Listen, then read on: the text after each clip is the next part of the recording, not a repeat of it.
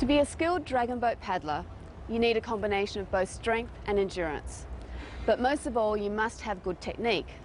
Even the strongest paddlers will struggle against a well-drilled crew with technically proficient strokes. We'll begin by taking a look at the setup, the way you position yourself in the boat. As you take your seat, press your outboard hip against the side of the boat. With everyone doing this, you can check to see if the boat is balanced. The hip should be square, with the pelvis set in a neutral position. Extend your outboard leg, ensuring that your knee is in the same alignment as your foot.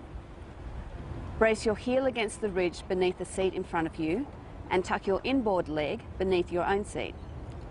Some paddlers prefer to place their inboard leg to the front, and this is okay, as long as they're locked into the boat. Taller paddlers often find it more comfortable to adopt a kneeling position. Ultimately, locking yourself in with your feet forms a good solid base to be able to reach forward from.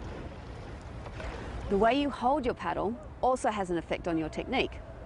To ensure a secure grip, many paddlers wear gloves, use a thin grip tape, or apply wax to their paddles to prevent their hands from slipping. Hold the paddle with a relaxed grip over the top handle and grasp the shaft with the bottom hand about a handspan up from the top of the blade. This grip forms a strong D-shaped frame.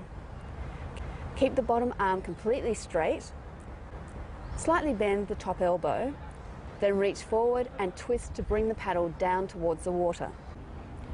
The stroke cycle is broken down into 4 phases: the catch, the power phase, the exit, and the recovery.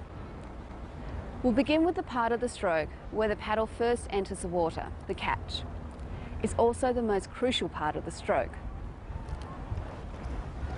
An effective catch requires the paddler to extend forward and place the paddle in the water well in front of their body at a positive angle.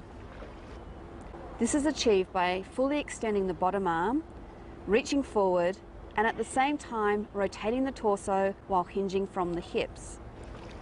Notice how the chest is turned towards the center of the boat.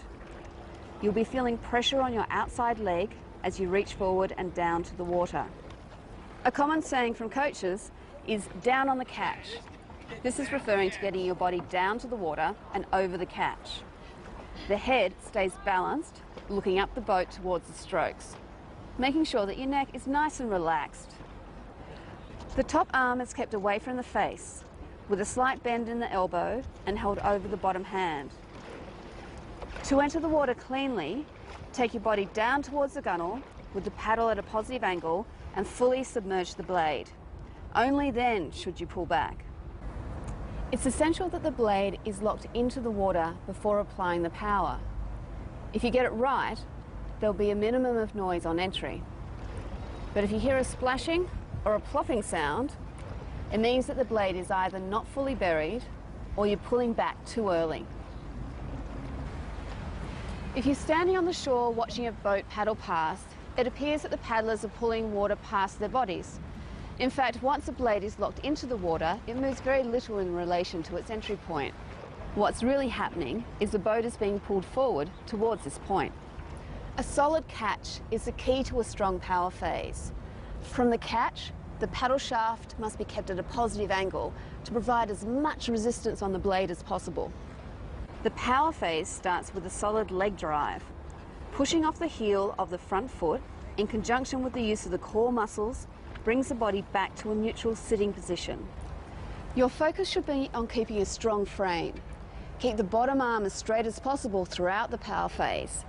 This ensures that you're using your core rather than the small muscles in your arms. The top hand follows the line of the gunnel to keep the blade at a positive angle and in a vertical plane throughout the stroke. The power phase ends halfway down the paddler's thigh. Accelerate the blade to this point, but don't go past it. If you do go past this point, the paddle angle will become negative, which will slow the boat down, and you'll potentially scoop water into the boat onto the paddler behind you. To exit the paddle cleanly at the thigh, bend your elbows slightly outwards to slip the paddle diagonally out of the water. By angling the blade in this way, it should pop out of the water without any resistance. Although we focus on a straight bottom arm during the power phase, it's okay to bend it slightly outwards as the paddle exits the water. Ensure that you don't use your shoulder to lift the paddle out of the water. And also ensure that the inside elbow doesn't drop below shoulder level as you finish the stroke. Keep a strong D-frame with your top arm slightly bent and around shoulder height as you return forward to the catch position. As the name suggests, recovery is that part of the stroke where energy is not being expended, moving the boat forward. Recovery is achieved by setting up for the next stroke, rotating the torso and reaching forward. You'll notice that as you drop your outside shoulder to the water for the next stroke, your inside shoulder will automatically move back to give you the rotation. A clean recovery can make a huge difference to the run of the boat. Keep it smooth with your weight centred. A couple of good drills to practice the recovery phase are pause paddling or hit and glide. Well, that completes the basics of paddling. It might look pretty straightforward, but like any skill, it takes time to perfect. So whether you're trying dragon boating for the very first time or competing in the national team, perfecting your technique is vital. So remember, listen to your coach, get plenty of practice, and most of all, have fun.